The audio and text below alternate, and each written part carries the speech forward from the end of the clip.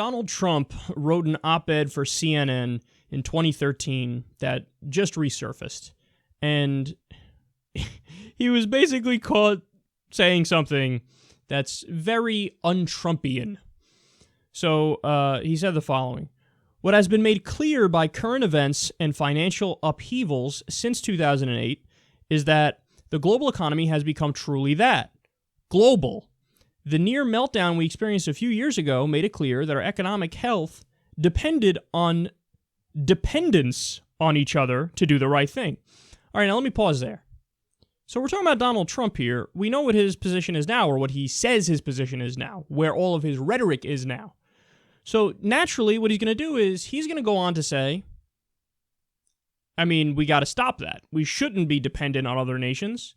We shouldn't live in a borderless world, if you will, when it comes to trade. He wants protectionism. He wants to stop outsourcing U.S. jobs. He hates NAFTA, hates the World Trade Organization. That's what he's going to say, right? He continues. We are now closer to having an economic community in the best sense of the term. We work with each other for the benefit of all.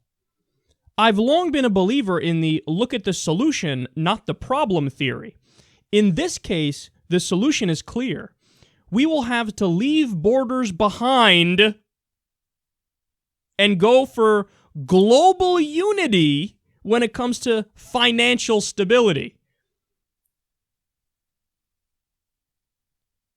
2013, he said this.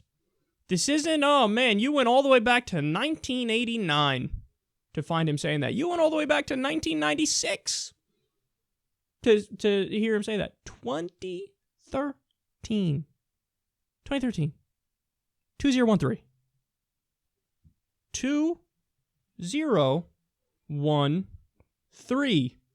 Bitch. 2013. Wait, hold on. I don't know. Have I said it? Have I said it yet? You guys don't know which year I'm talking about? What year am I talking about? Say it with me. 1, 2, 3. 2013. All right. That's the exact opposite of what he says now. The exact opposite. The exact opposite. You couldn't get more opposite than that.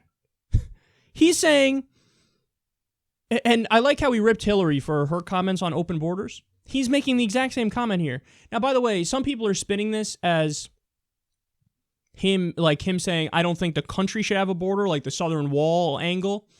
I don't think that's what he's saying. Again, you read the whole thing in context. It's clear he's talking about borders for the economy. He's talking about trade.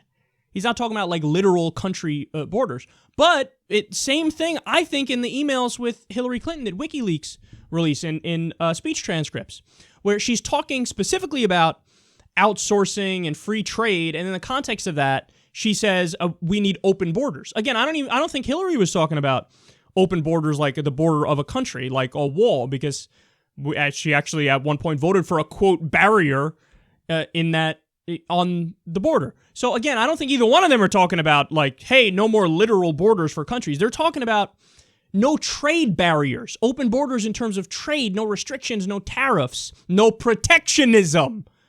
So this is the fundamental polar opposite position of what he says now. And understand the part about global unity too. Is there a term to describe that that's a little more succinct? Perhaps globalist? The number one thing that all of Trump's Alex Jones followers love him for. You know what? He's a nationalist. He's not a globalist, and the goddamn globalists are trying to not take over this country and make us beholden to the United Nations. And we got FEMA camps and black helicopters and Agenda 21. And you know what, people? You got to open your eyes here. I got the documents. Okay, all those people, what do you say now? In 2013, he was saying, we will have to leave borders behind and go for global unity when it comes to financial stability. Not only is he contradicting himself, he also in 2013 was dead wrong. Because the reality is, as everybody knows, I've spoken about it before, and this is an area where the so-called far left and far right can have a meeting of the minds. Yeah, NAFTA does suck. TPP does suck. The World Trade Organization does suck. I'm not against trade, period. I'm for trade as a matter of necessity. But we don't do trade as a matter of necessity. We do trade to enrich corporations and billionaires. And we have a race to the bottom, and we end up screwing over American workers by shipping their jobs overseas so somebody can work for 13 cents an hour in Bangladesh. Not cool for anybody involved in that. Well, now you know, in 2013, Donald Trump was the ultimate political establishment elitist insider. You know, I said it before, I'll say it again. Donald Trump yearns to be the main thing he pretends to be against. Elites, establishment people, insiders. You don't think he wants a pat on the head from these guys and a pat on the back? That's what he's wanted his whole life. He's always tried to be a player. He's always tried to be, a big shot. Look at me. I'm in the cocktail circuit in New York City with other Wall Street executives. Aren't I so big? Aren't I so great? Yeah, Trump. And now, since it's, he can tap into the political nerve of what everybody's feeling in the country, all of a sudden, but the elite, no, even though my dad was massively rich, I wasn't born with a silver spoon in my mouth.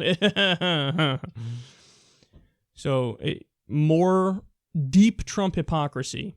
And yet again, it's the same thing with Hillary in many respects. How can anybody, if you really love Donald Trump or you really love Hillary Clinton and you're an ardent supporter, you're in a fucking cult. They've been on both sides of almost every issue. So your obsession with them can't be based on policy. It can't be. Because they don't have a consistent message. You don't know what they actually believe or what they'd actually do. So it ain't based on policy. It's based on you liking your daddy. And that's all it is.